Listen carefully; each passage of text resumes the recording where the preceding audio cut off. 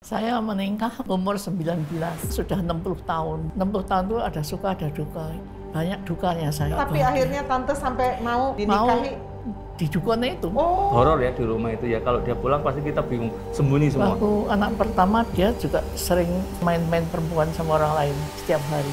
Pasti ada. Pasti ada. Gonta-ganti. Bahkan mama saya tahu pernah dikejar-kejar pakai parang juga. Oh. Jadi sudah salah masih galak ya Pak? Oh, nggak bisa salah dia. Jadi sebelum disalahkan mama, dia menyalahkan dulu. Saya mengakhiri hidup. Iya, minum baik-baik. Sempat mati berapa? 3 hari ya. Selamat datang di acara Kata Hati, biarlah hati yang berkata. Saya Agnes Maria, pada hari ini tidak sendirian, bersama dengan seorang yang sudah sepuh tetapi belum pikun, ya, luar biasa sekali. Sahabat Kata Hati, kita akan menyusuri perjalanan kehidupan yang begitu kaya dengan pengalaman jatuh bangun yang luar biasa dari seorang yang bernama Bapak Edi Purwanto. Ya. Seperti yang sahabat Kata Hati lihat, Bapak Edi Purwanto walaupun di usianya tahun ini 81 tahun. Kurang 1 hari. Kurang 1 hati, wah luar biasa. 1 bulan. Kurang 1 bulan, ya. Lahir tanggal 30 April 1940. Tapi masih terlihat boys ya, wah masih pakai rompi dan masih benar-benar daya ingatnya sangat kuat sekali. Nah hari ini kita akan bersama-sama menyusuri perjalanan hidup dari Bapak Edi Purwanto dan yang di sebelahnya adalah Bapak Bambang Eko, putranya yang kelima ya. Untuk yang pertama ini Pak bisa menceritakan berapa anak Bapak, masih ingat nggak? Ini dites Pak ya, cucunya berapa, cicitnya berapa, silahkan Pak Edi. Kalau anak saya dari ibu ini, Ibu Linarti itu 9. 9, Yang wow. Yang masuk daftar. Maksudnya masuk daftar gimana nih Pak? Yang terdaftar di catatan sipil. Kartu keluarga ya? Yang berarti Bapak masih punya anak-anak yang lain ini? Ada. Wah, Ada. Masih ingat Pak berapa dari anak-anak yang lain dari wanita-wanita yang lain juga ya Pak? Ada 5. Ada 5? Ya. Wah, luar Yang biasa. kelihatan. Oh, yang kelihatan. Ya Pak, lalu cucunya berapa Pak dari yang terdaftar ini? Cucunya, kalau mengenai cucu itu saya agaknya sulit untuk menjawab pasti ya. Oh, gitu. Saya nggak boleh menjawab yang tidak pasti. Oh gitu, sekarang Itu tanya Pak Bambang ada aja. bagian administrasi. Oh, administrasi nanti Ya.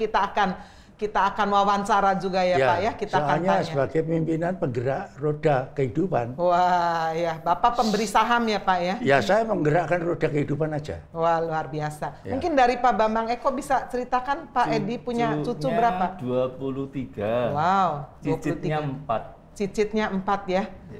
Luar biasa sekali Pak Edi ini. Nah gimana Pak, sepak terjangnya Pak Edi ini sampai tadi belum sudah bilang bahwa anaknya yang sah itu yang dicatat sama bagian administrasi yaitu istri yang nanti kita juga akan hadirkan ya, ada 9. Kok bisa sih Pak sampai punya anak 5 yang lain-lain belum terhitung juga, nggak tahu entah di mana? Karena saya ini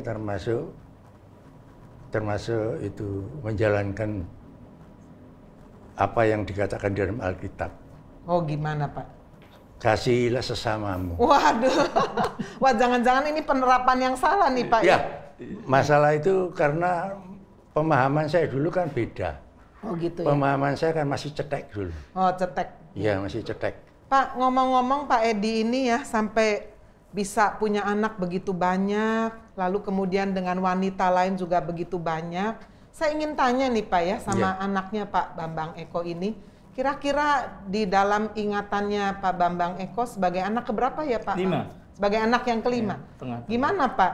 Kira-kira suasana rumah tangga dengan hadirnya papa yang suka berganti-ganti perempuan gitu ya? Pak Kalau Jal. saya sebagai anak merasa terintimidasi karena setiap pulang pasti geger. Kalau geger enggak sedikit rame gitu. Dari Rame. apa aja bisa pecah gitu. Oh. Bahkan saya tahu meja gini bisa pecah. Bahkan mama saya tahu pernah dikejar-kejar pakai parang juga pernah. Sehingga jadi sudah salah masih galak ya Pak ya? Nggak bisa salah dia. Oh gitu. Nggak bisa salah. Jadi sebelum disalahkan mama, dia menyalahkan dulu gitu. Sehingga dia nggak merasa bersalah. Nggak pernah merasa bersalah. Kok apalagi bisa Pak nggak pernah merasa bersalah? Apakah tadi karena alasan kasihi sesama itu Pak? Saya ini ditanya. Iya. Karena itu trik-trik daripada laki-laki. Oh gitu. Nah ini ya sahabat kata hati, menarik sekali. Triknya apa? Gimana ini Pak? Ya itu triknya laki-laki yang seperti saya ini. Tanpa dipelajari itu nurani keluar sendiri. Oh gitu. Ya. Pak ngomong-ngomong, kenapa sih Bapak dalam tanda petik doyan banget Pak sama wanita itu Pak? Ya itu sesuai, tidak tahu itu sudah kodrati. Apa itu turunan Pak dari orang tua Betul. kah? Betul. Betul. Oh. Ada gen dari atas. Dari atas ya? Ya. Dari papa ya Pak? Dari engkong. Dari engkong. Kalau engkong, papa saya baik. Oh, engkongnya ya Pak? Engkong saya yang brutal. Engkongnya juga punya wanita-wanita lain-lain itu? Oh, iya, lebih dari satu. Wow. Tapi kan pasti tidak diajari engkongnya kan Pak ya? Enggak. Itu naluri. Pak. Naluri ya. Ya. Nah, kembali saya ingin tanya sama Pak Bambang ya. Waktu ibu sebagai ibu kandung ya disakiti, bahkan KDRT juga ya. Pak Edi ini KDRT juga, tadi katanya sampai bawa-bawa sapu itu. Itu saya rasa fitnah. Oh fitnah. Oh saya mau tanya sama anaknya aja ya. Coba gimana Pak Bambang? Iya, jadi tiap pulang itu pasti geger, apapun ya pasti dibanting, dipecah gitu. Jadi terlalu horor ya di rumah itu ya. Kalau dia pulang pasti kita bingung, sembunyi semua. Tapi ngintip gitu. Pada loh. waktu itu Pak Bambang masih ya. ingat usia berapa ya? Masih kecil, SD, SMP itu selalu gitu kan. Kita masih kecil itu. SD, SMP itu sudah merasakan. Jadi lalu nggak ada pembelaan? nggak berani. Oh nggak ada yang berani? Siapa berani sama papi? Nggak 4 berani. yang di atas ini laki apa perempuan? Laki, perempuan. Oh. Nah, yang agak berani itu koko saya, yang paling gede laki. Waktu itu sudah 2 SMA, mama dipukuli, dibela sama dia. Tapi dia dikejar sama papa saya pakai parang gitu. Akhirnya sama mama suruh, "Wis kamu pergi yo, sembunyi nanti daripada cari papi." Sampai situ. Jadi gitu loh Pak, itu bisa berani Lupa, bilang kan? fitnah, nggak bisa ini. Nggak apa-apa lah ya, itu sudah berlalu. Dan Pak Edi melakukan itu, ya itu tadi katanya trik ya Pak ya? Enggak begini Bu. Oh, enggak. Saya itu hanya suaranya aja yang keras. Oh gitu Pak. Ya. Tapi kok sampai bawa parang Pak? Enggak lah, bukan. Itu mainan ya Pak, plastik-plastik Pak? Ya kira-kira camati lah gitu. Dia kan dulu kan suka koleksi pandau dari mana suka simpen di rumah. Pak, Makanya panas di rumah. unsur itu ya, kenapa ya Bapak kok suka doyan perempuan, lalu kemudian juga ada kekerasan. Apakah Pak Edi ada unsur magic nggak ya? Nah, ini pertanyaan yang bagus. Oh, iya. Dulu saya dari kecil sebetulnya keturunan dari orang Kristen. Oh gitu. Ibu saya itu sangat tekun. Ya. Tapi saya ini tidak tahu karena pengaruh atau gimana, sehingga saya ini morsal. Rusak saya ini. Rusak mulai dari kelas berapa Pak? Waduh, dari kecil saya sudah rusak. Dari SD ya Pak ya? Dari SD. Padahal sosial media belum seperti sekarang nih ya Pak ya? Iya, saya dari SD itu tiap hari dihukum. Sama Distrap sama guru. Ya, suruh nulis 1000 kali. Oh iya. Satu- Itu yang nggak kapok-kapok nih Pak Edi? Nggak kapok saya. Nggak kapok. Nggak kapok. Gurunya nggak dipacari pisan sama Pak Edi? Wah, waktu SMP. Oh. Jadi sempet nih macari guru juga? Tapi nggak mau gurunya. Oh nggak mau. Iya, Saya sendiri yang gila. Oh gitu. Ya, tapi cakep soalnya Oh gurunya. gitu ya. Guru bahasa Inggris. Ya, ya. Jadi Pak, melanjutkan perjalanan hidup Bapak bukan hanya doyan wanita. Ingat nggak sih Pak, selama sampai umur 80 ini, selain istri yang sah satu ini, Bapak udah kira-kira berapa wanita sih? Waduh, itu yang hitungannya habis itu. Oh. Seperti kalkulator itu sudah habis ngotok gitu. Oh. Masih ratus, masih lebih nggak Pak? Lebih, Lebih? Oh. nggak terhitung. Nggak terhitung banyaknya. Nggak hanya suku, sebanyak suku. Iya, iya. Nah, baiklah. sahabat Kata Hati, kita bisa melihat ya bagaimana Pak Edi Purwanto ini sudah mengakui ya bagaimana perjalanan hidup bersama dengan wanita-wanita lain yang lebih dari ratusan ya Pak ya. Ya, ratusan. Nah, saya ingin tanya juga sama Pak Bambang Eko, selain tadi doyan wanita sampai lebih dari ratus-ratus, lalu juga KDRT ya, menganiaya, mukuli istri juga supaya sebagai defense mechanism. Itu Pak istilahnya Pak. Mekanisme bela diri, sebelum istri ngamuk saya harus ngamuk dulu, kan gitu ya biasanya ya. Nah, saya ingin tanya juga sama Pak Bambang Eko, apa ada kebiasaan-kebiasaan buruk yang lain, mungkin minum kah, mabok kah, atau tadi pertanyaan saya yang kuasa kegelapan itu saya ingin tahu juga ya, apakah ada unsur itu atau ada kebiasaan-kebiasaan buruk yang lain, judi kah dan lain-lain kah? Mungkin kalau, Pak Bambang bisa ceritakan. Kalau minum sih kayaknya nggak terlalu, tapi kalau judi ya. Jadi kalau judi berani sudah. Misalkan gitu? Pergi bawa mobil, pulang nggak bawa mobil sudah masalah. Sudah pernah kayak begitu? Iya. Terus anak-anaknya dikasih makan apa waktu itu? Seadanya, nasi kecap gitu. Cuma mama kan pinter ngelola ya, jadi pokok makan lah, pokok ada nasinya beres lah. Jadi kita ya produk apa adanya gitu. Kalau sehari-hari makan nasi sama kecap, sambal, sama ikan asin itu sudah sering, sudah sering. Tapi puji Tuhan lah, tapi bisa saya cut sedikit ya? Oh iya, boleh Pak. Sebetulnya ya saya ini juga tidak terlalu baik, tapi juga tidak terlalu jelek. Iya, pastilah Pak.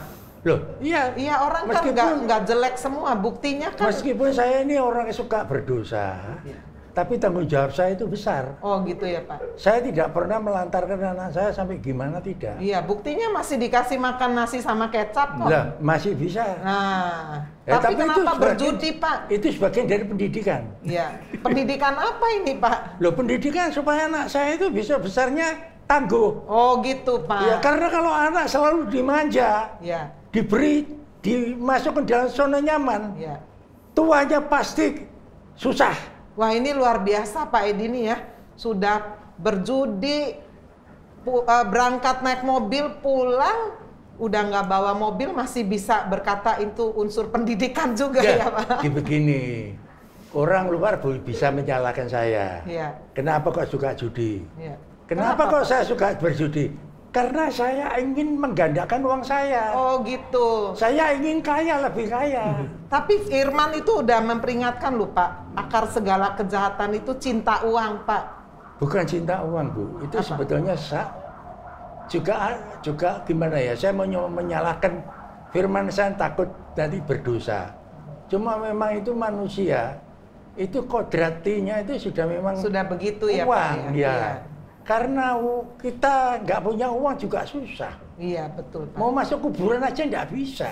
Ya oke, betul Pak. Sakit saja nggak diramut loh, nggak ada uang. Iya. Nah, waktu Bapak kalah judi, sampai saya juga dengar cerita dari Pak Bambang sempet pulang hanya pakai celana kolor ya Pak Bambang ya. Betul ya Pak ya. Betul. Jaket saya gadekan, semua saya gadekan. Tapi nggak lama lagi saya sudah dapat uang lagi. Dari judi kok bisa? juga. Dari mana Pak? Kerja lagi? Saya dulu mudanya juga ini termasuk orang suku Tipsani. Apa Pak Tipsana? Tipu sana. Wow. Ya, sahabat Kata Hati ya, kita mendengar satu pengakuan yang jujur sekali dari seorang Bapak berusia mau 81 tahun ya, selain memiliki banyak affair dengan wanita lain, ya juga sudah seharusnya mengecewakan keluarganya. Ini ada salah satu anak sebagai bukti ya. Mamanya KDRT, anak-anaknya diberi rasa teror sampai parang dibawa. Judi juga sampai pernah pulang hanya pakai celana kolor gitu ya. Tapi bagaimana keluarga ini sampai bisa utuh kembali? Dan problema-problema yang hebat seperti apa di balik semuanya itu, bagaimana sampai masalah yang begitu dalam, begitu melebar, begitu banyak, kok sampai bisa tetap di masa tua dari Pak Edi ini tetap bisa bersatu dengan istrinya. Jangan kemana-mana sahabat Kata Hati, sebentar kita akan memanggil yang dikasihi jantung hati dari Pak Edi, yaitu istri yang tercinta. Kata hati, biarlah hati yang berkata.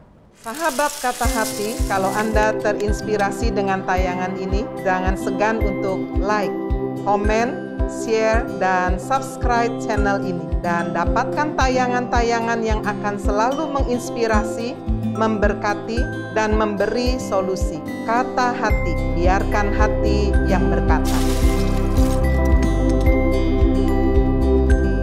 Kembali bersama saya Agnes Maria di dalam program Kata Hati, biarlah hati yang berkata. Saya masih bersama dengan seorang opa, seorang papa, seorang suami yang bernama Bapak Edi Purwanto. Tadi kita sudah dengar sepak terjangnya, bagaimana Pak Edi ini tidak cukup dengan satu istri, tapi begitu banyak sekali, lebih dari ratusan wanita pernah hinggap di dalam kehidupannya, bahkan hidup dalam perjudian, melakukan juga kekerasan di dalam rumah tangga, dan begitu banyak juga pernak-pernik yang dilakukan di dalam kehidupan Bapak Edi. Nah, kali ini saya tidak sendirian, tidak lengkap jika kita tidak menjumpai istri daripada Pak Edi yang sampai hari ini mereka masih terikat di dalam satu pernikahan. Hebat sekali. Wanita seperti apa yang kita akan dengar ceritanya, yaitu seorang yang bernama Ibu Linarti. Nah, Ibu Linarti adalah istri yang sah, yang satu, walaupun wanita yang lainnya banyak ya, Pak Edi ya, Edi. Nah, kita akan mendengar dari Ibu Linarti, usia berapa Tante menikah, kok bisa Tante tertarik dengan seorang yang bernama Pak Edi ini? Saya menikah umur 19. Wah, 19 tahun ya? Iya. Kalau bunga itu sedang rekah-rekahnya ya, sampai cantik. Sekarang sudah 60 tahun. 60 tahun pernikahan? Iya, Wow. 60 tahun itu ada suka, ada duka. Banyak dukanya saya. Lebih banyak duka. Nah, sebelum cerita itu, Tante, kenapa bisa mau sama Pak Edi ini? Kan tadi kita dengar ya, dari SD sudah, wah hidupnya kayaknya udah terkenal ya. Apa waktu Tante kenal Pak Edi ini sudah terkenal playboy atau gimana Tante? Belum, saya baru ketemu itu sama dia belum lama. Dia kan tinggal di Blitar. Oh. Waktu itu saudara dia juga rumahnya di belakang saya itu tembus di saudara dia. Iya. Iya. Jadi waktu saya kenal tuh saya belum lama terus langsung dilamar. Oh gitu? Ya. Supaya nggak ketahuan kali ya. ya? Iya, dan saya mikir-mikir papa saya enggak boleh. Gitu. Oh awalnya jadi sama papanya Tante? Enggak boleh. Kenapa Tante dilarang? Ya takut, dibilangi tetangga saya itu playboy. Playboy? Besok tapi boleh. Akhirnya Tante sampai mau dinikahi? Mau di dukunnya itu. Oh waduh, sahabat Kata Hati ini bener-bener nih main dukun. Cinta ditolak, dukun bekerja gitu ya Tante ya? Iya. Sampai Tante bisa inget-inget terus sama Umi. Oh, lalu gimana setelah menjalani pernikahan, anak satu lahir, apakah Tante sudah mulai melihat gelagat daripada Pak Edi ini? Waktu anak pertama dia juga sering, sudah sama saya juga sering main-main perempuan sama orang lain. Oh gitu. Padahal misi itu mau anak ke satu. Jadi sudah lama waktu itu. Dia memang tanpa ada orang perempuan di sampingnya setiap hari. Pasti ada. Pasti ada. Gonta-ganti itu aja. Tante, saya ingin tanya ini, waktu muda ganteng nggak Tante? Ganteng. Oh ganteng, waduh. Ini Edi pasti tersanjung juga ya. Apa betul begitu ya Edi? Betul, tidak salah. Tuanya aja kan masih kelihatan. Oh gitu ya. Pakai kacamatanya aja luar biasa, masih boy sekali ya. Ini mohon maaf, ini kacamata tembus pandang. Oh. Kacamata tembus pandang ya, seperti spy ya. Meskipun mata saya buta, tapi kalau saya pakai ini ada wanita cantik saya tahu. Oh gitu ya, iya. Baik, sekarang kita sudah bersama dengan Ibu Linarti ya. Jadi dari Edi ini juga, kenapa sih bisa mengambil keputusan untuk menikahi Tante Linarti ini gimana Saya ini dulu kan pernah ditolak, 2 tahun putus. Oh gitu. Jadi berarti umur 17 tahun ya? Iya kira-kira. Iya. Kan menikahnya umur 19 ya? Iya. Saya putus. Dia ngomong saya dukun itu salah. Oh gitu. Jadi yang sebelumnya didukunin juga? Enggak, yang bener itu saya tiap malam menangis dengan Tuhan. Untuk dapat siapa? Iya, untuk dapat dia. Oh, berarti cintanya sejati nih? Iya, saya dengan gitar satu. Iya. Itu saya tiap jam 12 malam gitaran sambil menangis. Ya, mohon sama Tuhan supaya bisa dapat dia. Oh gitu. Ya. Tapi kok bisa pakai dukun, Om? Enggak, itu kan fitnah. Loh, kok fitnah terus ini loh yang ada di sebelahnya ngomong didukunin kok. Saya justru yang jadi didukunin. Wah, Ya, enggak. gimana nih Tante nih? Waktu dia kecolongan cewek, memang saya sering. Oh, Tante main dukun juga? Ya, belum ikut Tuhan, enggak ngerti ke dukun. Itu anaknya. Tapi setelah jadi sama saya sudah anak berapa? Sebelum dapat Tante, dukunin Tante gitu ya. Dulu, ya. Tapi waktu Tante melihat ini main perempuan terus, dukunin Tante dukunin gitu ya. Waduh. Berarti ini dukun lawan dukun ini. Waktu itu dia dukunin saya supaya saya segera pulang. Ya itu betul kalau itu, tapi bukan untuk nggaet Enggak, lah apa sudah jadi istri saya kok. Iya, tapi dapatnya istri ini dapat dari dari Tuhan. Wah, melalui dukun ya, Om? Enggak, tidak. Bebas dukun. Demi Tuhan ini saya bilang. Tapi ini Tante merasa didukunin loh. Itu kan fitnah. Wah, gimana nih Tante? Tuhan yang tahu. Tuhan yang tahu ini Tuhan ya. yang tahu. Saya pokoknya hidup saya ini mau sampai sekarang sampai 81 itu anugerah dari Tuhan. Betul. Ya, tanpa anugerah dari Tuhan sudah nggak ada. Tidak ada. Iya. Kepala saya ini sudah bendet. Oh gitu ya. Sudah segala sudah. Iya. Mau katanya mau mati sudah bolak-balik saya ini. Tapi karena anugerah sesuai seperti apa yang tertulis dalam Mazmur 91. Wah, ayat biasa. Yang terakhir. Ayatnya hafal ini. Itu sudah ditulis, hidupmu akan kukenyangkan dan usiamu akan kutambahkan. Wah, luar biasa ya. Nah, saya ingin kembali kepada Tante Linarti ini ya, karena jarang ini ada istri seperti ini ya. Tante udah tahu suaminya suka main perempuan, suka judi, suka mukul, suka main magic. Kok bisa sih Tante tahan terus nih loh sama pria seperti ini? Kira-kira apa sih Tante? Saya kasihan sama anak-anak. Waktu itu saya masih muda juga diganggu sama temannya dia laki. Oh, jadi Tante digoda juga? Ya, dipikir saya juga mauan gitu. Padahal saya pegang prinsip saya menikah 1 kali. Sekali jelek ya sudah saya nerima. Jadi Tante nggak ada rasa pingin bales ya? Kan saya yakin Tante waktu muda cantik ini. Sampai dikejar-kejar sama ini. Pasti cantik ya ya? Oh iya, yang ganggu dia saya ambil dari rumah. Mau saya potong lehernya. Oh gitu? Iya, di depan kuburan. Bulusnya nggak tolong agung. Oh jadi dulu saingannya ini banyak ya untuk memenangkan Tante Linarti ini? Saingan nggak ada yang berani. Oh. Nggak ada yang berani sama saya. Gitu ya? Iya. Termasuk Tante sendiri akhirnya kan, kembali mau cari yang lebih dari saya, sulit. Oh gitu? Sulit. Yang rusak sulit. Banyak laki-laki, tapi yang seperti saya terang-terangan nggak ada.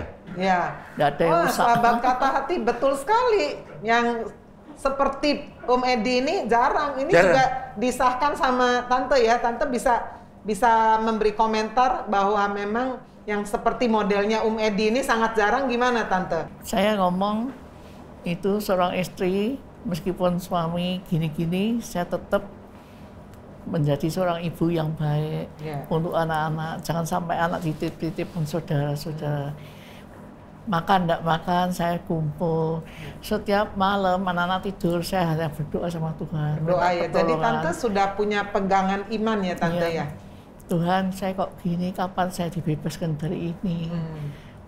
Gitu. Kok sampai 9 gitu loh anaknya Tante? Nggak KB kan Tante? Waktu itu enggak ada KB. Oh. Dari adiknya Bambang baru ada KB itu. Jadi terdapat 4 tahun sama yang terakhir.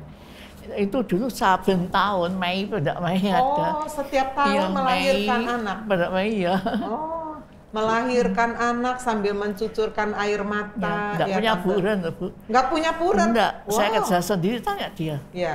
Cuci sendiri, masak sendiri, apa-apa, bersihkan anak apalagi kecil-kecil. Uang sudah terkumpul, kalah judi. Habis semua ya. Iya, jarang. Tante, saya mau tanya sebentar ya, Om ya. Nah, waktu Tante alami seperti ini, ada satu peristiwa yang sangat menyakitkan nggak, Tante? Dulu pernah ada anak Jember. Iya. Waktu itu dia akan bawa truk, bawa anak itu. Lah kok mau tidur rumah saya tuh, Oh gitu. Dipikir saya itu terlalu lemah loh. Iya. Nggak berani soalnya. Saya usir.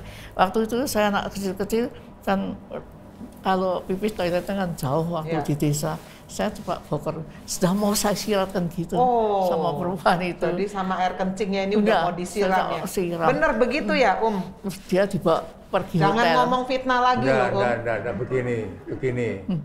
Pertama yang harus saya jawab, kenapa kok anaknya banyak? Itu jangan menyalahkan siapa-siapa. Salahkan saja pada sandal ini. Dia jam 12 malam turun kencing, dia keliru pakai sandal saya. Itu paginya sudah cari pencit. Tahu cari pencit? Tahu, mangga muda. Mangga muda. Iya.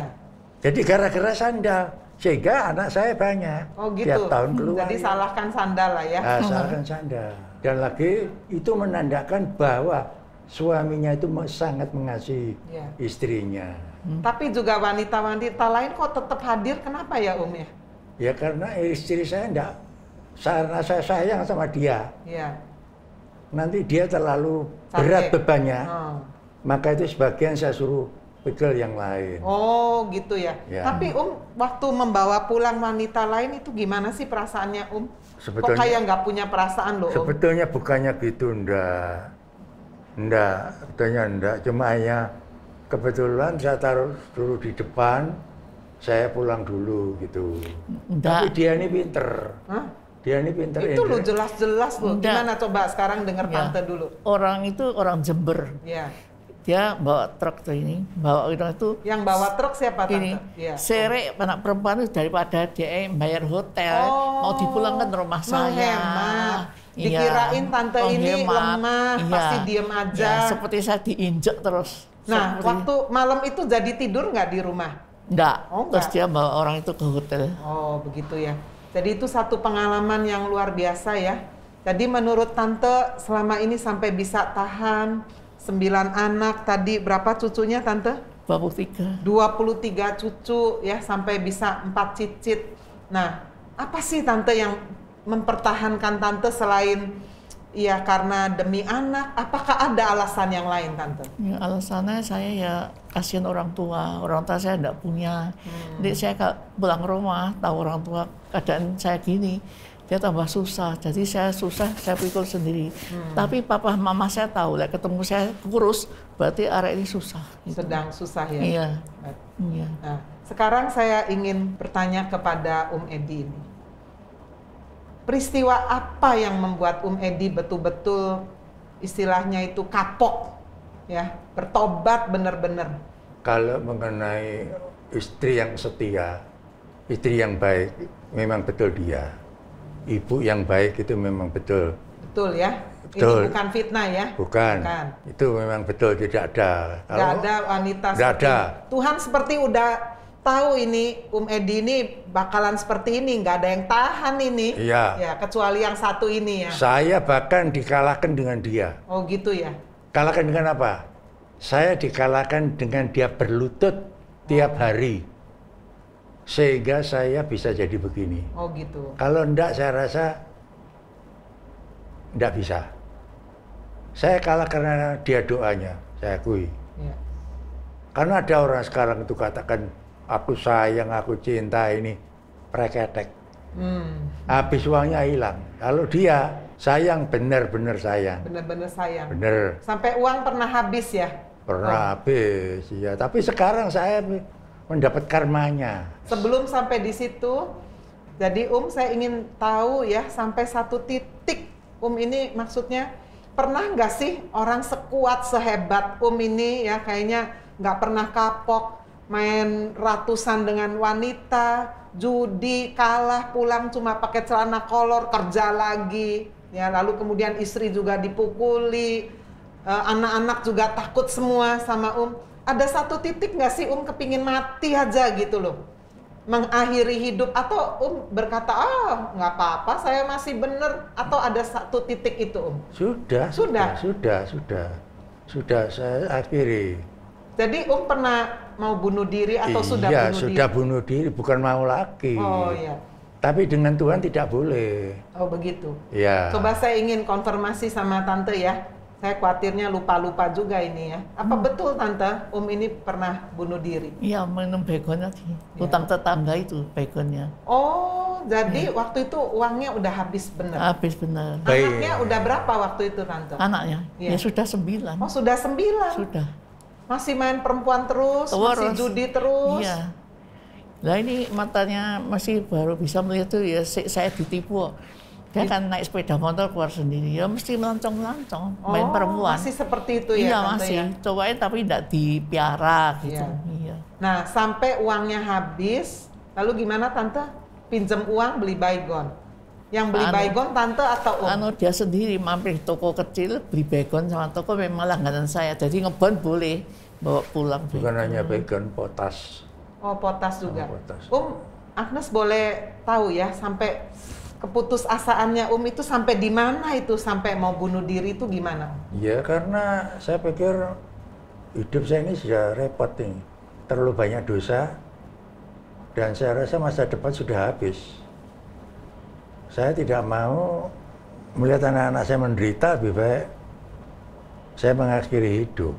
Apa nggak berpikir kalau mati, bunuh diri, meninggalkan rasa malu, meninggalkan aib kepada istri dan 9 anak? Papanya meninggal, sorry ya, bunuh diri, minum baygon, nggak kepikir begitu Enggak, kalau namanya orang sudah putus asa sudah putus asa, setan sudah ada di ubun-ubun, sudah lupa semua. Itu kan karena bujukan setan aja. Jadi minum baygon yang cair itu Iya. Lalu kemudian pengalaman apa? Sempat mati nggak? Ya sempat mati saya. Sempat mati. Iya. Lalu? Sempat mati berapa? 3 hari ya. Mati suri Mitra rumah sakit mati suri. Mati suri. Betul. Mati suri. Betul 3 hari ya Tante ya? Nggak sadar. Di ICU 7 hari. Oh iya. Nah pengalaman Edi waktu mati suri itu bagaimana Bisa cerita juga? Waktu saya sudah itu saya merasa hidup saya itu di dunia lain. Oh. Saya masuk di tempat yang sangat terang sekali. Ini di kanan kiri permata. Terang sekali. Saya ingin masuk terus ada suara. Berhenti. Terus, saya ini jadi orang kan pengen tahu aja. Ada suara, saya pengen tahu wujudnya mana. Kok enggak ada? Masuk lagi. Dia bilang berhenti. Kembali. Kamu masih ada tugas gitu. Saya enggak yakin, saya maju lagi. Mau maju 1 langkah ada suara lagi. Kembali. Kamu masih ada tugas. Sudah. Setelah itu saya siuman. Gitu ya. Siuman di rumah sakit. Saya bilang, aku ini di mana? Nggak ngerti sih, di sini anak-anak saya sudah kumpul semua. Kumpul, ya. Nah, waktu peristiwa itu terjadi, Tante bagaimana ketika menghadapi satu kenyataan kok ya suami bunuh diri, minum baygon? Apa ada gimana Tante? Berkecamuk atau waduh syukur ini suamiku sing jahat kayak gini, akhirnya mati juga. Apa begitu? Apa ada sisi yang lain? Nggak punya pikiran gitu. Nggak, pikiran gimana? saya supaya dia lekas sadar, lekas sembuh. Itu doanya iya, Tante ya? Iya. Lalu anak-anak kumpul 9 anak gimana Tante? Semua ya sayang sama papahnya. Sampai sekarang pun nggak punya dengki, nggak punya. Saya tetap baik sama dia, sama anak-anak tetap baik semua. Luar biasa ya? Anak-anak nggak ada yang dendam sama dia. Nggak ada yang dendam sama dia? Nggak ada. Luar biasa. Sahabat Kata Hati, sungguh sangat mengharukan bagaimana perjalanan hidup seorang yang bernama Edi Purwanto. Tuhan seperti melihat bahwa Tidak ada wanita lain yang bisa tahan dan kuat untuk mendampingi seorang yang bernama Edi Purwanto selain Linarti. Kekasihnya, jantung hatinya, sekalipun sudah sampai kepada titik bunuh diri dan alami mati suri, seorang istri yang sudah disakiti sedemikian rupa, masih tetap berharap suaminya boleh sembuh, boleh bangkit, dan dikelilingi oleh 9 anaknya yang tidak membenci, tidak mendendam, tidak kepahitan kepada sang papa. Bukankah ini sesuatu yang sangat menarik? Jangan kemana-mana, sahabat kata hati, biarlah hati yang berkata. Sahabat kata hati, kalau Anda terinspirasi dengan tayangan ini, jangan segan untuk like, komen, share, dan subscribe channel ini. Dan dapatkan tayangan-tayangan yang akan selalu menginspirasi, memberkati, dan memberi solusi. Kata hati, biarkan hati yang berkata. Sahabat kata hati, biarlah hati yang berkata. Kita masuk kepada bagian yang terakhir bersama dengan Bapak Edi Purwanto. Tadi kita sudah mendengar bagaimana satu pengalaman hidup yang juga diteguhkan oleh sang istri Ibu Linarti. Mengalami satu lika-liku kehidupan yang luar biasa. Ratusan wanita pernah hinggap di dalam kehidupan Bapak Edi Purwanto. Judi sampai kalah, sampai diakhiri dengan satu kekalahan yang luar biasa, disertai dengan keputusasaan. Sampai untuk beli baygon pun harus berhutang di sebuah warung untuk mengakhiri hidupnya. Berapa kali Bapak Edi Purwanto pun pernah masuk ke penjara karena urusan bisnis, masalah yang tidak jelas pada saat itu. Rupanya Tuhan punya rencana melalui satu kehidupan yang begitu pelik, ya, begitu banyak sekali lika-liku di dalam kehidupan Bapak Edi Purwanto. Sampai pada akhirnya mengalami satu titik balik, turning point, ketika sempat mati suri selama 3 hari. Hidup kembali, berada di ICU selama 7 hari. Nah, kita akan dengar kisah dari Edi Purwanto ini setelah hidup kembali. Apa yang ada di dalam dirinya, bagaimana dia melepaskan semua kebiasaan-kebiasaan buruknya, dan nanti juga kita akan dengar bagaimana Bapak Bambang Eko sebagai putra yang kelima juga akan menyaksikan bagaimana kehidupan sang papa mengalami satu perubahan yang luar biasa. Pak Edi, ketika Pak Edi bisa hidup kembali, menjumpai ada di ICU, bagaimana perasaan Pak Edi saat itu? Perasaan saya seperti hidup baru, jadi tidak ada pikiran yang lain-lain. Ya. Seperti bayi baru lahir, yang tidak bisa hilang. Saya punya anak, saya tahu semua satu persatu, sama cucu saya satu persatu. Kalau masalah urusan sudah hilang. Hilang ya Pak? Hilang, saya tidak ada. Dan saya berjanji pada waktu itu saya akan menyenangkan hati Tuhan. Saya tidak gitu akan ya, tidak akan mendukakan hati Tuhan. Itu tujuan saya sudah. Ya. Jadi betul-betul pengalaman itu mengubah kehidupan Pak Edi secara drastis ya Pak ya? 180 derajat. 180 derajat. Ya. Mas saya lihat sampai Edi meneteskan air mata ya. Ya. Itu peristiwa yang memedihkan Bapak ya. Tapi ya, sekaligus itu mengubah kehidupan Edi ya. Ya. Gimana Pak? Hubungan Bapak sama Tuhan pada saat itu, Bapak memiliki janji seperti apa? Saya berjanji tidak akan mendukakan hati Tuhan. Maka itu Tuhan memberi saya kesempatan. Ya.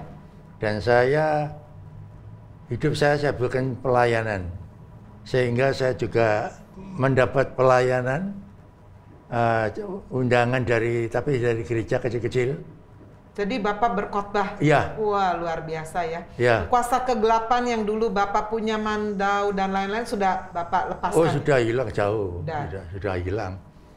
Yang ada itu sekarang, dan saya ya permisi ya, saya tidak Saya kalau khotbah itu jarang saya buka Alkitab. Karena hafal semua ya Pak ayatnya. Boy, puji Tuhan, itu Roh Kudus yang langsung itu jalan datang sendiri. Saya kadang-kadang kalau tidak khotbah, saya blank, nol sama sekali. Tapi kalau saya sudah berdiri di atas mimbar, semua itu datang. Ya. Datang sendiri. Hidup saya itu sudah saya persembahkan untuk Tuhan. Ya. Saya sampai khotbah, dan saya kalau khotbah tidak mau terima PK. Persembahan kasih. Persembahan kasih ya. Tidak mau. Saya pernah diberi, saya kembalikan. Iya Pak. Saya pernah ada beberapa banyak kok, lebih dari 10 lah ya. Ya. Tapi bukan gereja besar. Betul. Saya gereja besar belum terdaftar di situ. Karena saya orangnya masih ekstrim. Oh. Terang-terangan. Ya. Cuma saya sudah berdiri di atas mimbar, sudah seperti diurapi gitu ya seperti Pak, ya? Diurapi, sudah semua saya kenapa kok saya dikasih penyakit? Nah, mata saya gitu meledus ya. Gitu. Baik Pak, sebelum Pak Edi cerita ini, saya mau tanya dulu sama anak Pak Bambang Eko ini, boleh ya Pak ya? Silakan. Nah Pak Bambang, pada waktu Papa ini boleh hidup kembali ya, bagaimana Pak Bambang bisa menceritakan perubahan yang tadi bilang 180 derajat? Apakah Pak Bambang menyaksikan perubahan itu? Iya, memang sejak saat itu berubah sama sekali ya. Cuma karakternya tetap keras. Tapi main perempuan masih nggak Pak? Setahu saya nggak nyolok, tapi nggak tahu curi-curi ya. Iya. Ya. Mungkin derajatnya berkurang atau gimana. Ya, kalau informasi dari mama saya kadang-kadang masih ngintip yang porno-porno gitu di laptopnya. Yeah. Tapi at least sudah banyak berubah, dan saya lihat hari-harinya itu baca firman, dengarkan khotbah, sampai beli laptop 2 itu hanya untuk set-set gitu aja, untuk set-set rohani, goal gitu. Jadi luar biasa, dan kalau diajak pelayanan atau pelayanan senang dia, sungguh-sungguh gitu. Jadi betul-betul Papa menjadi seorang pembawa firman juga ya? Iya, betul-betul perubahan. Jadi waktu anak-anak mengetahui semua perubahan dari sang Papa, gimana Pak? Jadi sebetulnya secara pribadi saya itu patokannya mami ya. Iya. Kalau mami senang, kita ikut senang. Kalau mami susah, kita ikut susah. Karena semua menyayangi mami ya? Selama mami itu senang, kita ikut senang. Sehingga kenapa kita bisa mengampuni orang tua? Karena kita belajar dari mami. Mami itu berkali-kali ndak sampai kita, waduh sudahlah. Kita anaknya udah putus asa ya. Iya, putus asa lah. Ndak bisa, mami tetap bisa mengampuni. Loh. Kayak kemarin udah lupa gitu. Gitu ya. Diampuni, dan sehingga kita jadi mungkin sadar ya, kita belajar pengampunan dari mami juga. Sehingga ada gini-gini kita nggak sakit hati sama papi, begitu nggak akan sakit hati. Nggak sakit hati. Dan itu yang membuat kita ya bisa survive sama bisa sekarang. Tetap mengasihi ya. Yeah. Sahabat Kata Hati, luar biasa ya peranan dari seorang istri, atau mungkin kalau yang disakiti adalah istrinya, bisa juga peranan suami ya, seharusnya begitu. Peran seorang pasangan hidup yang punya persediaan kasih yang luar biasa, menerima suami dalam kondisi seperti ini, tetap diterima, diampuni, dikasihi, dan ternyata ini menularkan kepada 9 anak yang tidak ada sakit hati, tidak ada dendam. Semuanya melihat kepada sang ibu, sang mami yang begitu kuat, begitu tegar. Dan saya yakin sang mami ini pun tetap mengajari anak-anak untuk menghormati sang papi ya. Sehingga sampai sekarang keluarga ini masih utuh dengan 9 anak, 20 sekian cucu, bahkan cicit. Nah, kita kembali mendengar bagaimana Pak Edi setelah melewati semuanya, pertobatan, bahkan ingin memberikan hidupnya kepada Tuhan, kok bisa mengalami satu musibah kepada pribadinya, yaitu khususnya kepada kedua matanya. Nah, ini kita akan dengar cerita dari Pak Edi. Bagaimana Pak? Begini. Mata saya ini sudah diganti, kornea itu 4 kornea, tapi gagal. Oh gitu. Ya. Sampai nggak cuma di Indonesia ya Pak ya? Ya, di Singapura ini 2. Ini rumah 1 sudah. Oh gitu. 2M lebih. Satu mata? Satu mata. Tapi ada ceritanya. Iya, bagaimana ceritanya Pak? Saya waktu di sana, yang maksud saya itu wong ya jauh dari keluarga. Iya. Waktu saya dioperasi, waktu antri itu ada cewek cantik. Oh, masih naksir juga Pak, masih bergetar Pak? Sebetulnya sih enggak, cuma ya naluri itu kadang-kadang itu timbul. Iya. Lah maksud saya tuh nggak apa-apa ya, ngomong aja nggak apa-apa. Sedikit harapan, sedikit-sedikit kan nggak apa-apa. Iya. Iseng-iseng berhadiah iseng-iseng gitu lah, dosa kecil lah saya pikir. Loh, setelah dioperasi itu loh, 3 hari mata saya itu ndrojos. Oh. Keluar airnya mancur. Gitu. Iya. Harus masuk naik operasi lagi. Wow. Ya, saya pikir, ya apa Tuhan ini? Saya ini. Berarti Tuhan mengasihi Eni. Wah, betul. Iya. Betul. Sudah dijahit lagi sampai tidak karuan. Bisa lihat, cuma 1 tahun. 1 tahun. Iya. Lah puji, sayang ini ada istri saya ini. Nggak apa-apa lah, sudah memaafkan sekian banyak, nggak apa-apa. Saya tidak selingkuh. Iya. Tidak selingkuh. Saya sebenarnya tidak mau menyakiti hati Tuhan. Cuma namanya mantan nemui saya. Oh. Gitu loh. Iya. Saya pikir tidak apa-apa lah mantan ya. Mantannya sudah tua juga, Masih muda, tidak ada istri saya tua buat apa? Oh, nggak ada. Tidak ada di bawah saya. Oh. Umurnya sama anak saya selisih sedikit lah. Wah, luar biasa ini ya, playboy. Saya pikir long mantan ya, nggak apa-apa lah. Masa tuh Tuhan, saya berdoa, Tuhan, saya sekali aja Tuhan ya, dikasih, tidak apa-apa. Tapi mata saya nyeplos lagi. Oh, sakit lagi? Oh, nyoplos. Bledos. Ganti lagi. Waduh. Naik lagi. Yang sampai tadi habis 2M itu ya? Iya. Aduh, ya apa ini. Jadi, kalau ikut Tuhan itu tidak boleh main-main. Gitu bener. Ya, ya, nasihatnya ya? Tidak boleh main-main. Tadi kan bicara 1 mata ya, sampai habis 2M. Kok bisa satunya nggak bisa melihat juga? Yang sini, ini ada trauma sebelumnya. Glukoma. Oh. Glukoma, tapi gimana? Sepinter-pinter dokter Singapura loh itu ya. Iya. Sudah bagus ini, sudah ganti lagi yang kedua. Iya. Ganti lagi yang kedua. Nggak taunya harus operasi lagi. Karena apa? Retinanya hampir putus. Waduh. Ya. Jadi sampai berkali-kali ya iya. Operasi. Lah terus sudah habis 2M. Saya suruh operasi lagi. Nggak dok, saya mau pulang. Nggak boleh sama dokter saya, marah saya. Loh mata-mata saya kok. Oh gitu. Nggak boleh. Nggak bayar saya mau. Ya operasi. Kalau suruh bayar nggak mau. Apa? Uang saya sudah habis. Akhirnya boleh pulang. Di sini saya periksakan betul. Retinanya hampir putus kidir gitu. Nah, kondisi pada akhirnya tidak bisa melihat dengan dua mata. Saya sembahyang dulu sama Tuhan. Saya sembahyang dulu, dikasih isu. Nempel lagi. Iya. Sudah nempel, bisa lihat saya. Mari ketemu sama. Lihat perempuan lagi. Cuma lihat lu ya. Cuma lihat ya. Tapi Tuhan sudah nggak suka ya ya. Nanggepin titik lu, nanggepin aja. Iya. Ya kasih pengharapan sedikit-sedikit lah. Karena ya terang-terangan aja lo ya. Saya sendiri juga aneh. Mengaku wis tua, tapi masih punya daya tarik gitu. Lah, ya, ini loh. Ya ini loh yang jarang dipunyai. Oh gitu. Ada yang nurun nggak ke anak-anaknya Puji Tuhan, enggak ada. Wah, syukur. Itu doanya istri ya, saat ini loh ya. Iya. Saat ini loh. Enggak tahu nanti kalau saat lain enggak tahu. Janganlah Ya, saya minta juga jangan. Ya, jangan niru bapaknya. Ya. Bapaknya penuh dosa biar takoni. Cuma saya pesan sedikit. Saya kan sudah pernah naik mimbar. Ya. Bahkan lebih dari sekali. Ya. Itu kalau orang yang naik mimbar, jangan sekali-sekali melakukan dosa. Sekecil apapun, jangan. Ya. Tuhan tidak mau. Ya. Hukumannya akan berat. Ya. Dokter tidak bisa nambani kok. Ya. Tidak bisa.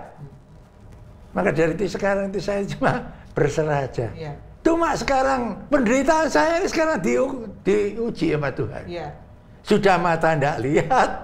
Ya, kadang-kadang itu saya ini digojol sama istri saya. kadang diajak dibully ya dibully. Ya? Oh, bahasa kerennya dibully ya. Ya Dibully. Ya kasih sedikit lah pelampiasan dari ya. dulu kan. Saya seni enggak apa-apa.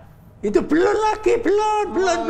Masih ada lagi. Yang paling menderita saya nih, saya berkeluh kesah pada Ibu Pendeta. Iya. Penolakan yang paling berat. Oh iya. Waduh. Siapa yang menolak Istri saya. Oh gitu. Dulu saya yang nolak-nolak. Wah. Sekarang istri saya yang nolak. Loh, mohon maaf ya. Mohon maaf. Kesentuh sedikit aja loh. Sudah beker-beker itu. Oh gitu ya. Seperti kucing itu tahu. Nguek. Kalau saya tidur itu ada pembatas. Oh, ada gulingnya ya Nah, ada bentengnya gitu. Bukan hanya 1, 2. Oh gitu. Ya. Siapa yang melangkah sedikit, orang mimpi. Waduh. Ya, Saya pikir ini ujian dari Tuhan. Tapi buktinya tetap sehat, seger, kuat. Ini doa istri juga Oh enggak. Ini karunia Tuhan. Karena apa? Tugas Tuhan itu enggak tahu saya. Ya. Apa? Belum selesai. Belum selesai ya ya. Belum. Meskipun saya ini sekarang buta, saya enggak kecil hati. Ya. Satu saat sebelum saya mati, mata saya akan dibuka. Oh gitu punya imannya seperti itu. Iman saya di situ. Anak-anak saya juga bisa menyaksikan. Dan siapa yang menyaksikan YouTube ini? Karena dulu saya buta, putus itu retina nih, saya bisa melihat meskipun hanya berapa bulan, saya bisa melihat. Ya sekarang saya tidak bisa melihat lagi karena dosa saya sendiri. Saya tidak bisa kontra mata saya, terang-terangan aja. Berarti Tuhan dibalik semua kebutaannya ini Tuhan melihat ada kasih Tuhan menjaga ya Ini kehendak Tuhan. Oh gitu ya. Kehendak Tuhan saya harus jalan ini. Soalnya segala sesuatu itu harus ada upahnya. Betul. Jadi itu yang membuat tetap menjalankan hidup penuh semangat ya? Iya. Baik saya coba ingin tanya sama sang anak ya. Bagaimana Pak Bambang melihat bahwa Papi dengan kebutaan sudah berapa tahun ini? Lalu kemudian sudah 4 ya jalannya. 4 tahun ya. Bagaimana, apakah merepotkan istri dan orang-orang serumah? Bagaimana dengan semangat hidupnya, apa berkurang atau bagaimana? Yang luar biasa itu dari Papi sempat kita pikir, waduh kalau sampai Papi buta, yang dulunya kuat, kemana-mana strong, tiba-tiba dunia gelap, saya bisa bayangin ya, aduh pasti down. Prediksi kita, waduh pasti down ini. Makanya kenapa Papi operasi, anak-anak turuti. Karena kita nggak mau Papi stamina down, semangat hidupnya. Karena beliau ini kan pragmatis, orangnya pragmatis. Yang saya tahu kalau dia baunya kan hidup mati gitu ya. Misalnya kan gitu orang nggak mau abu-abu. Kita berusaha, cuma ternyata tidak. Pergerakan kita Papi masih down gini nggak, dia tetap kuat, semangat, dan nggak merepoti. Justru malah dia nggak mau kalau misalkan dituntun, nggak mau, nggak. Sudah hafal, rumah sudah hafal. Kalaupun terpaksa pakai tongkat sendiri. Itu luar biasa yang saya pelajari dari Papi. Nah, saya juga ingin tanya sama Pak Bambang ya. Selain tadi kan patokannya kan dari Mami ya. Apakah tidak terbersit sih di dalam hatinya Pak Bambang dan saudara-saudara 9 bersaudara ini untuk istilahnya ada sedikit marah, kepahitan terhadap Papi yang sudah menyusahkan hati Mami, yang sudah menghabiskan harta berkali-kali, tapi bisa tetap menghargai. Rahasianya apa? Mungkin Pak Bambang bisa memberikan pesan juga kepada sahabat Kata Hati. Kita nggak bisa sakit hati sama Papi karena Mami cinta banget sama Papi. Oh gitu ya. Ya kalau kita nyakiti Papi, Mami sakit, ya itu nggak akan bisa terjadi bagi kita. Sehingga kita lihat Mami kok senang, ya kita ya senang lah. Yang lalu-lalu ya sudah kayaknya nggak ada apa-apanya gitu lah. Gitu loh. Di balik semua yang kita cerita ya, begitu banyak hal-hal dosa yang juga diakui oleh Edi ini, Pak Bambang bisa melihat ada kelebihan apa ya yang dimiliki oleh seorang Papi bernama Edi yang kalau nggak salah sudah ganti nama jadi Yefta ya Pak ya. Nah. Jadi selain semangatnya itu, saya suka sama Papi itu open minded ya. Ditegur, dikritik, diskusi itu bisa. enak gitu, diajak ngomong enak, dan dia punya jiwa kepemimpinan yang bagus.